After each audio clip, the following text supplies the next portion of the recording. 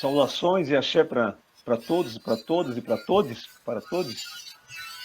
Como já bem descreveu a Sofia, isso aqui, na realidade, é a continuidade da conversa iniciada na semana passada, que, em virtude da exiguidade do tempo, dado a magnitude do tema, exigiu de nós, por sugestão naquele momento, o acerto com a doutora Alexandra, que se disponibilizou a fazê-lo, dar curso, dar continuidade à nossa conversa iniciada sobre a saúde integral da população negra, uma conquista de política do movimento negro nacional que, ao perceber, numa leitura bastante aprofundada, com a cuidade necessária, a constituir nesse espaço por uma saúde e a identificação da especificidade que as questões de ordem social, tá?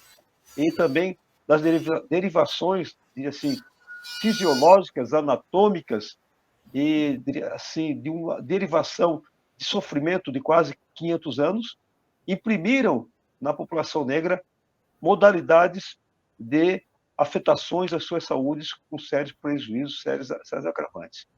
Então, essa, basicamente, foi esse percurso colocado de doenças que são aqui traduzidas pelos corpos e doenças também traduzidas pelas afetações psicológicas, pelas mentes que foram submetidas, melhor dizendo, a 500 anos de escravidão. Toda opressão deriva afetações psíquicas e também corpóreas, por assim dizer. Doutora Alessandra, bom dia, satisfação tê-la aqui novamente. Bom dia, Márcio, mais uma vez obrigada pelo espaço, por essas conversas e a riqueza que transcorre, são extremamente necessárias. Né? Então, eu gostaria que e aproveitando bem o nosso tempo, introduzir uma questão para a abertura dessa nossa conversa, com o seguinte teor. Eu queria lhe indagar sobre a importância estratégica dos municípios na implementação do Programa Nacional, da Política Nacional de Saúde da População Negra. Né? Seria esse elemento assim que eu tive a oportunidade de dialogar por diversas vezes com entidades do movimento negro colocadas em todo o Estado, para que nós tivéssemos um entendimento desse papel, da sua tradução nos municípios. O movimento negro ele tem esse papel central em diversas políticas, em diversos espaços, mas especificamente na saúde, há um dispositivo extremamente importante que está dentro do controle social, né, para a entrada do movimento negro para iniciar essa discussão, porque em diversos municípios a discussão será iniciada, ela não existe, né? E o outro dispositivo político é o Comitê Técnico de Saúde da População Negra, que é um dispositivo assegurado em lei e que ele dá a possibilidade de entrada do movimento negro organizado, né, ao centro do poder dentro das secretarias municipais de saúde, né? É central que essa discussão da saúde ela ocorra tendo em vista os efeitos do racismo sobre nossa saúde ao longo de 5 séculos, né? E com resultados ainda de formas modernas, recodificadas do racismo nas instituições na contemporaneidade, né? Então, não temos mais o projeto de escravização dos nossos corpos, mas passamos por outros mecanismos de adoecimento e morte advindos desse evento histórico brutal com a população negra. Acredito que esse é um assunto central, a saúde da população negra, ele está latente a nível federal também, é um momento político bastante importante para que os movimentos negros se organizem em torno de uma política já existente desde 2009 no plano nacional e que, por diversas barreiras do racismo institucional na política, né, operacionalizado pelas instituições e entes públicos, ela não se efetiva no campo local, seja nos estados ou nos municípios. Não sendo diferente aqui em Santa Catarina, nós temos um estado em que a gestão pública de saúde aqui na capital de Florianópolis ou na gestão do estado não inclui a população negra, por exemplo, efetivamente, de forma de um olhar que se preocupe com essa população, né? Nos seus planos municipais de saúde, nos seus planos estaduais de saúde ao longo da história. Então, a gente discute um atraso e uma urgência histórica, de reparação histórica, desse vácuo de 15 anos desde a implantação da política nacional, em que não se menciona adequadamente a população negra, por exemplo, em Florianópolis, nos instrumentos de gestão. E aí a pergunta, né? Por que somos invisibilizados, né? Por uma estruturação racista que está dentro da saúde, né? No campo do biopoder, e que hoje nós discutimos uma população considerável em Florianópolis, de praticamente 1/4 de pessoas negras, somos 24,6% da população de Florianópolis. É um dado bastante denso e central para a existência de gestores públicos e de profissionais da saúde preparados, né, para uma linguagem antirracista, para uma postura profissional ética e com equidade, né. Nós temos também, a nível federal, um cenário em que há um investimento importante na implementação da política nacional nos níveis estaduais e municipais, né? Nós temos dentro do Ministério da Saúde um projeto estratégico de profissionais da Fiocruz hoje que estão trabalhando de ponta a ponta do país, discutindo com os gestores a implementação local da política de saúde da população negra e outros dispositivos importantes, como a área técnica de saúde da população negra, como diz a política nacional, ou área equivalente, né?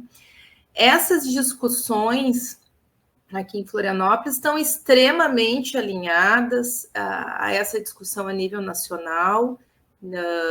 Nesses 2 anos que eu venho participando, integrando essa discussão dentro da Secretaria Municipal de Saúde, e ela é urgente e latente. Ela está latente, é uma janela política que temos, e temos que prestar atenção.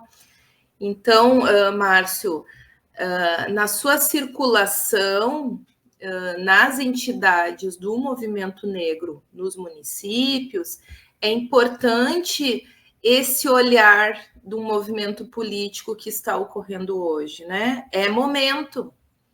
Então, eu lhe fiz um convite, né, para no dia 13, o comitê está presente no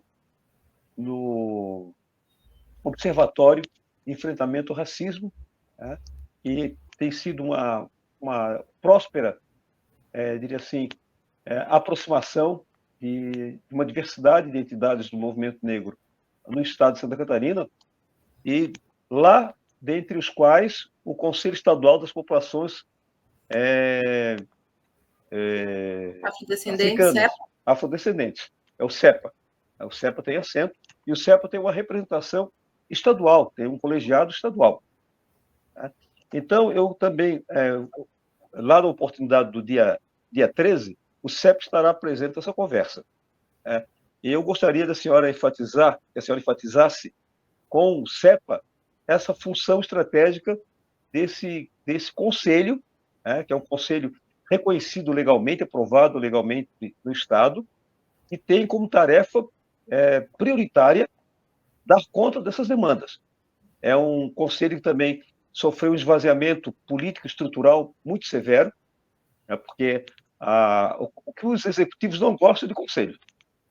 Aprendi na minha vida de relação com os executivos, porque os conselhos aparecem especialmente como aquela etapa que a senhora descreveu aqui de controle social, das políticas. Então, o que eles menos gostam é de controle.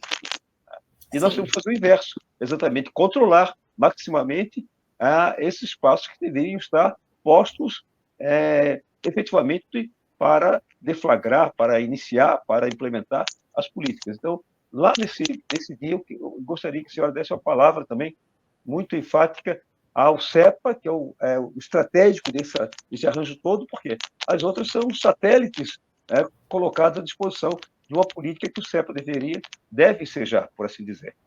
Esse é um ponto que gostaria que a senhora pudesse. Mas eu queria fazer um outro, na sua fala agora aqui, de imediato, nesse plano nacional. Creio que há coisa de 10 dias houve um encontro do Ministério da Saúde, do Ministro da Saúde, com entidades do movimento negro, que estabeleceram alguns realinhamentos políticos no curso desse nosso tema, que aqui estamos vicejando nesse exato momento. A senhora poderia falar do que foi essa conversa do movimento negro com o Ministério da Saúde? O movimento negro ele tem grande avanço, sempre, e vou ser bastante direta, né, em contextos políticos que incluam a diversidade, né? Vamos dizer assim. E tem uma entrada importante nesse último governo federal, em que há articulações importantes com a ministra da Saúde anterior, a ministra Nízia. Com a mudança de cadeira recente para o ministro Alexandre Padilha, o movimento negro atento e participativo nos seus níveis locais organizados nacionalmente, assenta com o ministro Alexandre Padilha para reafirmar qual é o posicionamento dele frente a projetos já em andamento dentro do Ministério da Saúde. Ele se coloca apoiando a implantação da política nacional e o projeto, né, de estratégico firmado com a Fiocruz, ele segue. Esse plano segue, tem um processo firmado aí para 1 ano. O que aconteceu nesses rearranjos, né? A ministra Nízia, ela teve importante papel, a gente tem que considerar as posturas antirracistas dos parceiros, né? Na política, tem que ter destaque, né? Ela traz para dentro do seu gabinete um assessor para enfrentamento do racismo no SUS. Isso foi histórico, na política brasileira. E a partir deste assessor, articulações se dão importantes em que o movimento negro está bastante atento. Com a saída da ministra Nízia, o movimento negro senta com o ministro e faz um movimento outro de articular todas as pessoas envolvidas nos interesses da população negra, em abaixo-assinados, para que isso chegue no ministro, para ele seguir firme naquilo que foi assegurado pela ministra anterior. Então, estamos acompanhando esse posicionamento, ele parece ser positivo, claro que sempre há mudanças, ele está reestruturando ali o ministério na chegada dele, mas ele se colocou positivamente no aspecto da política pública. E isso reverbera, influencia gestores a nível local, né? O Ministério da Saúde alinha narrativas, alinha projetos, alinha investimentos que vão influenciar no nível local. E nessa perspectiva, é um momento de fortalecimento do CEPA, dos comitês técnicos já implantados no país, tem lugares que trabalham com comissões de saúde da população negra, uma outra nomenclatura, mas que atuem ou iniciem esse trabalho, se organizem e iniciem esse trabalho, né? A senhora falando aqui, eu estou aqui a pensar exatamente como esse tema é um tema gerador, né, no dizer do querido Paulo Freire, né, com as suas derivações que dele são, vão se propiciando. Por quê? Esse tema da saúde da população negra, ele contingencia a possibilidade de termos aí um incremento, um incentivo para a criação das coordenadorias locais do movimento negro, que a maior parte do estado de Santa Catarina é despossuída, dos 297 municípios, não possui organizações municipais que criem a ideia de Conselho Municipal da Igualdade Racial, coordenadorias locais, como o caso de Florianópolis, que já teve a sua e foi destituído por ato do governo e aprovação da Câmara, a restabelecer esses comandos estratégicos para a capilaridade da política. Então, capilarizar do Ministério da Saúde até o município passa pelo assentamento de estruturas que cediem esse debate. Tem que ter uma organização, né, Márcio, e uma consciência política bastante sólida para não recair em mecanismos que desvalidem os nossos espaços, né? Então, a Florianópolis viveu um rebaixamento de potencial político quando extingue uma secretaria, nunca teve uma secretaria, uma coordenadoria para uma assessoria, né, sem instrumento e financiamento adequado, né, para circular dentro de uma prefeitura e fazer o adequado enfrentamento ao racismo. Hoje nós não temos o Conselho Municipal de Enfrentamento ao Racismo, né, a CONPIR, e estamos num latente debate frente a isso dentro da Câmara Municipal, em que há interesses do governo, interesses do movimento negro que se divergem na composição e nos mecanismos de entrada dentro desse conselho, né?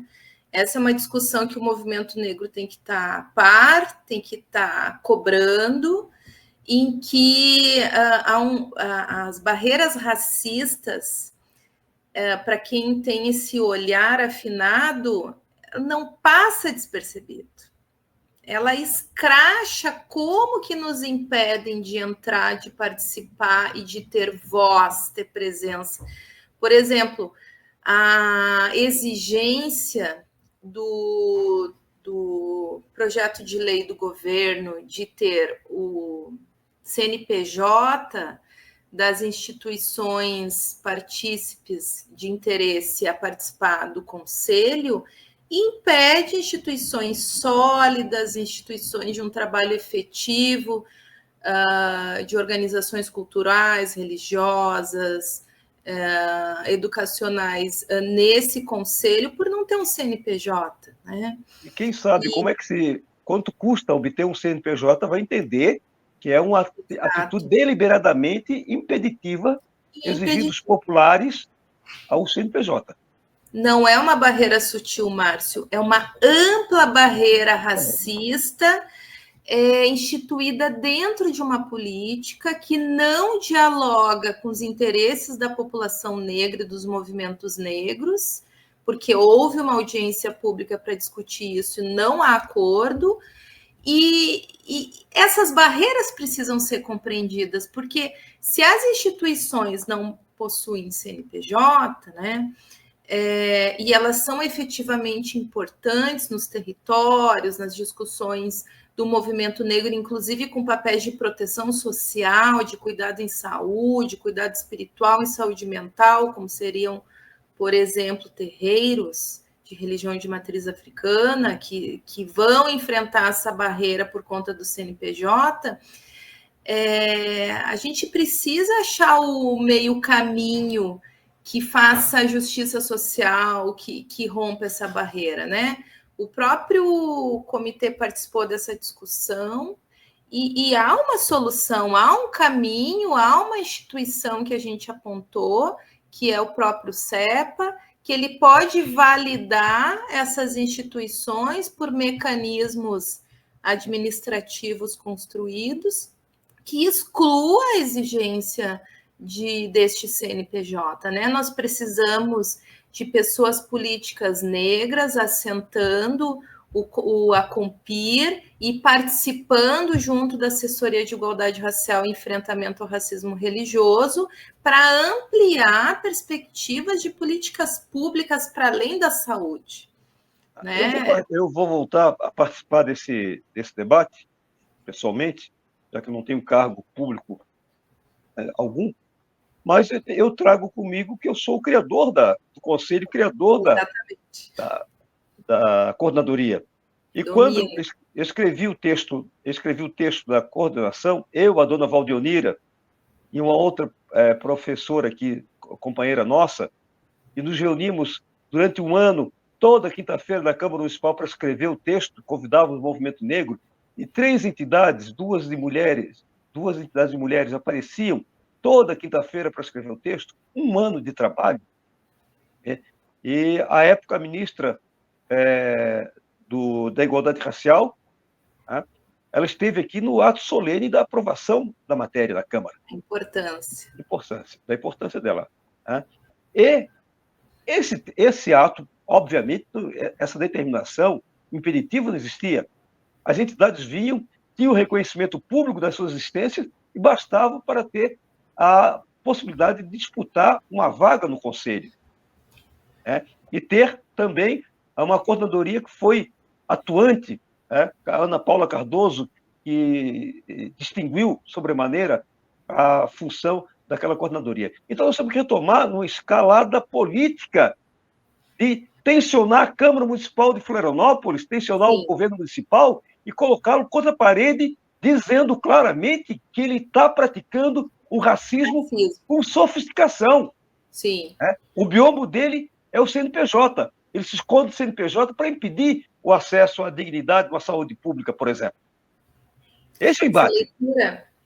Essa leitura é muito importante. Como que as amplas barreiras se operam nas nossas vidas, né? Nesse campo é por um CNPJ, entre outros, né? A gente tem que ler, entre outros. E sim, tem que abrir o debate, Márcio. Você é o precursor dessa política a nível municipal.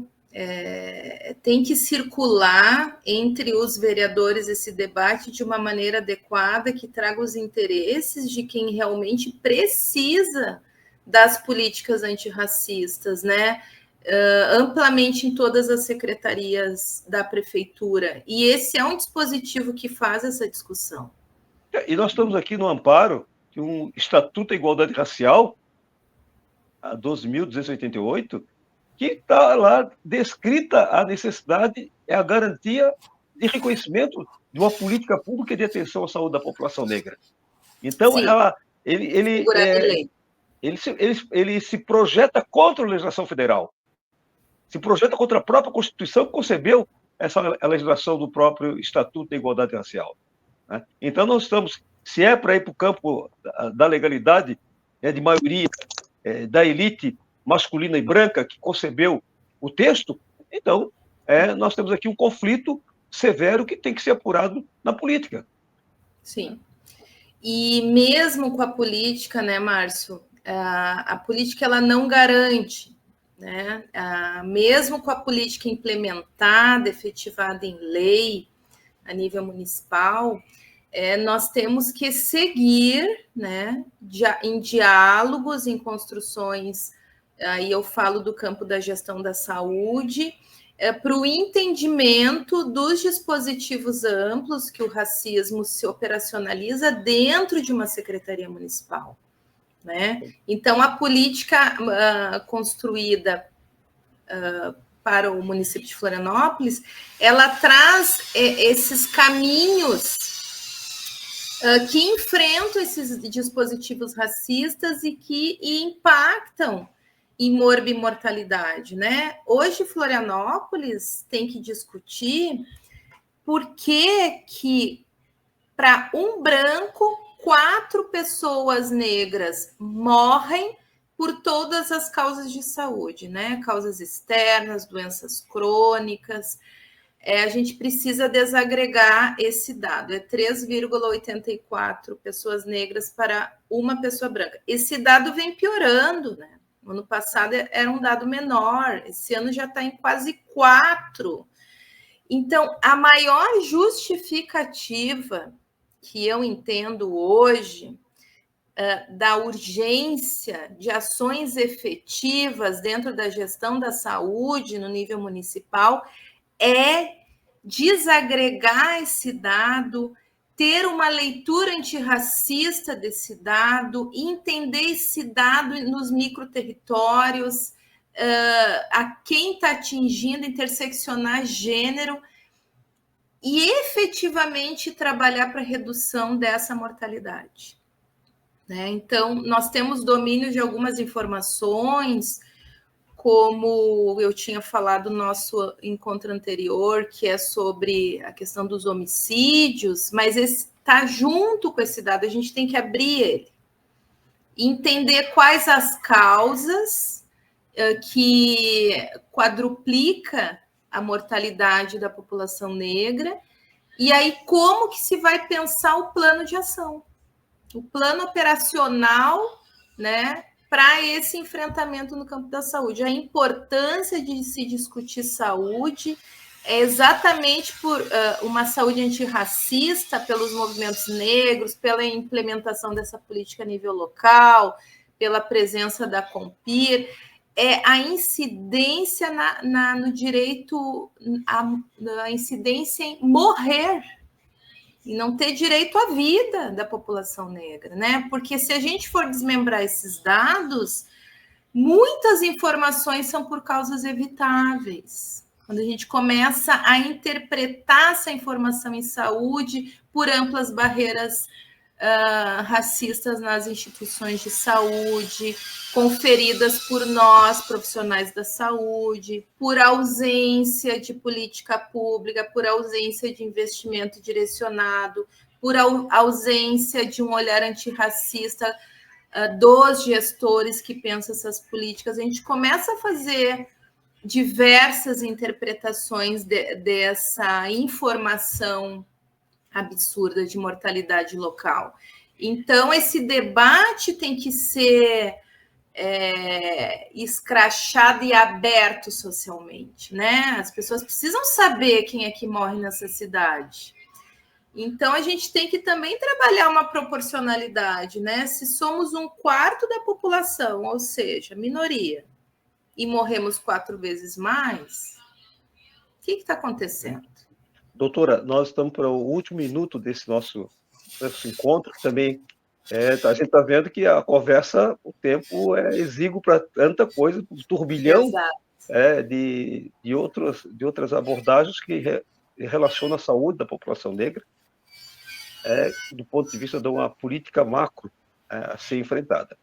E como derivado desse nosso encontro, eu também já estou pensando aqui, através do Sindicato dos Trabalhadores da Educação, eu sou responsável pela pasta de combate ao racismo, e enfrentamento ao racismo, de igualdade racial, e nós vimos conversando há algum tempo a possibilidade de uma conferência estadual sobre a questão do enfrentamento ao racismo na educação e outros setores.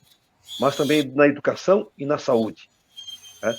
Então, eu vou aqui conversar com o comitê mais adiante, combinar uma agenda, para nós plasmarmos de maneira mais adequada como poderá ser essa conferência, né, que haveremos de realizar, porque já estamos chegando aqui ao tempo de mais uma conferência lá no nosso sindicato sobre a questão racial, e esse tema haverá de ser colocado em pauta, né, porque não é só em Florianópolis. Se em Florianópolis está assim, eu imagino nas demais municipalidades, regiões do Estado, no trato das questões relacionadas à segurança, à saúde, à dignidade da população negra. Né? E o carro-chefe desse debate, a educação e a saúde, levam peso para aflorar a consciência de todos. As suas despedidas aqui e os nossos agradecimentos daqui. Né? Pois não. Eu que sou imensamente agradecida essa oportunidade de debate com você, para mim é um privilégio. Pode contar com o comitê, pode contar com a nossa força para a conferência estadual. Saúde e educação andam aliados, né? A educação em saúde é um foco também previsto, um objetivo dentro da política nacional, e nós precisamos fortalecer esse caminho de enfrentamento ao racismo. Te agradeço imensamente. Obrigado mais uma vez. Né? E tenhamos ginga para tudo isso. Né? Muita ginga. Muita ginga. E muito axé. Né? Muito um abraço, professora. Muito obrigado mais uma vez. Obrigada. Produção Portal Desacato. Realização Cooperativa Comunicacional Sul.